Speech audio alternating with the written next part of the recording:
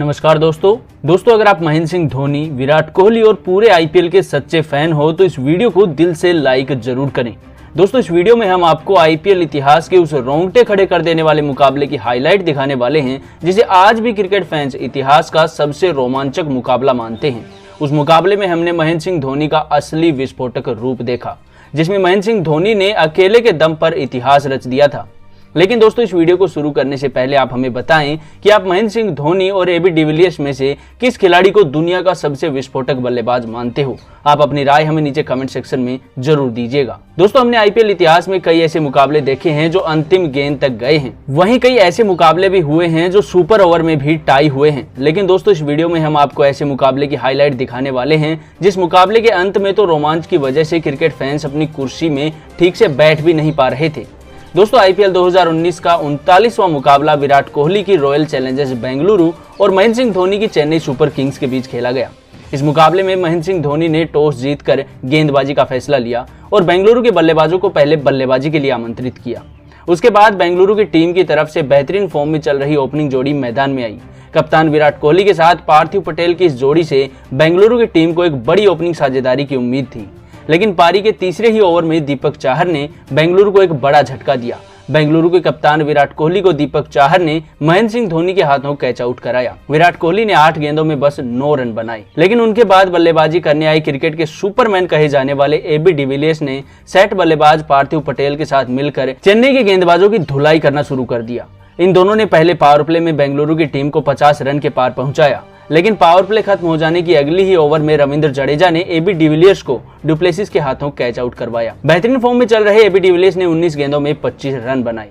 AB de Villiers जैसा बड़ा wicket गिरने के बाद बेंगलुरु की टीम दबाव में थी, लेकिन उनके बाद बल्लेबाजी करने आए अक्षदीप नाथ ने पार्थिव पटेल के साथ मिलकर फिर से एक छोटी मगर महत्वपूर्ण साझेदारी बनाई। लेकिन फिर अक्षदीप नाथ को भी पारी के 13वें ओवर में रविंद्र जडेजा ने फाफ डुप्लेसिस के हाथों कैच आउट कराया। अक्षदीप नाथ 20 गेंदों में 24 रन बना पाए। बेंगलुरु के एक छोर से विकेट गिर रहे थे, लेकिन दूसरे छोर से पार्थिव पटेल लाजवाब बल्लेबाजी कर रहे थे।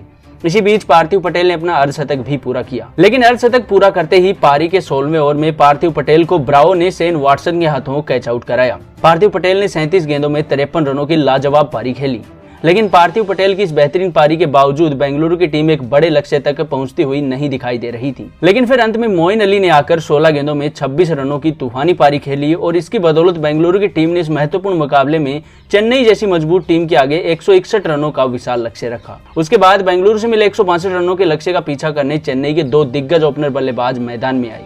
फाफ डुप्लेसिस और शेन वॉटसन की इस जोड़ी से महेंद्र सिंह धोनी की चेन्नई की टीम को एक बड़ी ओपनिंग साझेदारी की उम्मीद थी, लेकिन बेंगलुरु की गेंदबाजी ने तो महेंद्र सिंह धोनी की टीम के शुरुआती ओवरों में धज्जियां उड़ा दी। पारी के पहले ही ओवर में गेंदबाजी डालने आए डेल स्टेन ने चेन्नई की टीम को लगातार 2 बड़े झटके दिए।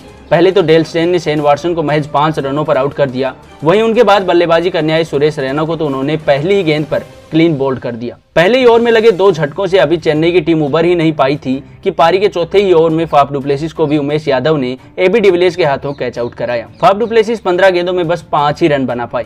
वहीं उनके बाद बल्लेबाजी करने आए केदार जाधव को भी पावर प्ले की आखिरी ओवर में उमेश यादव ने एबी डिविलियर्स के हाथों कैच आउट कराया। केदार जाधव 9 गेंदों में 9 रन बना पाए। 162 रनों के विशाल लक्ष्य का पीछा करने उतरी चेन्नई की शुरुआत तो बहुत ही ज्यादा खराब हो चुकी थी, लेकिन पावर प्ले के भीतर ही चेन्नई के टॉप ऑर्डर के 4 बल्लेबाज बेंगलुरु की गेंदबाजी द्वारा आउट कर दिए गए थे। अब यहाँ से चेन्नई की हार साफ तौर पर दिखाई दे रही थी, लेकिन फिर उनके बाद बल्लेबाजी करने आए चेन्नई के कप्तान महेंद्र सिंह धोनी और अंबाती रायडू। इन दोनों की जोड़ी से चेन्नई की टीम को इस मुकाबले में जीत दिलाने की आखिरी उम्मीद थी और इन दोनों ने लाजवाब बल्लेबाजी करते हुए पारी के 13वें ओवर तक चेन्नई की पारी को संभाले रखा। लेकिन फिर पारी के 14वें ओवर में सेट बल्लेबाज अंबाती रायडू को युजवेंद्र चहल ने क्लीन बोल्ड कर दिया और फिर से बेंगलुरु की टीम की मुकाबले में वापसी हुई। अंबाती रायडू 29 गेंदों में 29 रन बनाकर आउट हो गए। सेट बल्लेबाज के आउट हो जाने की वजह से अब चेन्नई की टीम दबाव में थी। चेन्नई की टीम को अंतिम 4 ओवर में 57 रनों की आवश्यकता थी। चेन्नई का रिक्वायर्ड रन रेट 14 रनों के पार जा चुका था और चेन्नई की हार लगभग तय मानी जा रही थी। चेन्नई के फैंस ने तो ये मुकाबला यहीं से देखना भी बंद कर दिया होगा, लेकिन उसके बाद मैदान में एक तूफान आया और उस तूफान का नाम था महेंद्र सिंह धोनी, जिन्होंने अंतिम ओवरों में बेंगलोर के गेंदबाजों की ऐसी धुलाई करी जिसे देखकर बेंगलोर के कप्तान विराट कोहली भी अपने आप को धोनी के आगे बेबस देख रहे थे, क्योंकि विराट कोहली का हर एक प्लान महेंद्र सिंह धोनी की बल्लेबाजी के आगे चकनाचूर होता दिख रहा था। अब चेन्नई की टीम को अंतिम 6 गेंदों में 26 रनों की आवश्यकता थी। ये मुकाबला अपनी चरम सीमा पर पहुंच चुका था, लेकिन अंतिम ओवरों में धोनी के मैदान में होने से चेन्नई की टीम अभी इस मुकाबले में जीवित थी और MS धोनी ने इस ओवर की पहली ही गेंद पर लाजवाब चौका जड़ दिया। अब चेन्नई की टीम को 5 गेंदों में 22 रनों की आवश्यकता थी, लेकिन फिर इस ओवर की दूसरी गेंद पर महेंद्र सिंह धोनी ने इस IPL का सबसे लंबा 111 मीटर का छक्का जड़ दिया।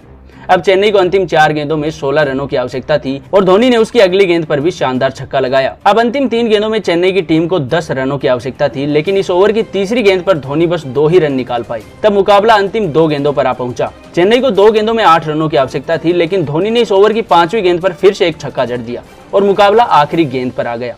आखिरी गेंद में चेन्नई को एक गेंद में 2 रनों की आवश्यकता थी, लेकिन इस अंतिम गेंद पर 1 रन दौड़ने के चक्कर में शार्दुल ठाकुर रन आउट हो गई और बेंगलुरु की टीम इस रोंगटे खड़े कर देने वाले मुकाबले में केवल और केवल 1 रन से जीत पाई। दोस्तों, इस मुकाबले को देखते वक्त आज भी क्रिकेट फैंस के रोंगटे खड़े हो जाते हैं, क्योंकि धोनी का असली विस्फोटक रूप हमें इसी मुकाबले में देखने को मिला था। दोस्तों, धोनी ने इस मुकाबले में 48 गेंदों में 84 रन बनाए थे, जिसमें उन्होंने 7 छक्के लगाए थे। तो दोस्तों, आप महेंद्र सिंह धोनी और AB डिविलियर्स में से किस खिलाड़ी को दुनिया का सबसे विस्फोटक बल्लेबाज मानते हो? आप अपनी राय नीचे कमेंट द्वारा हमें जरूर दीजिएगा।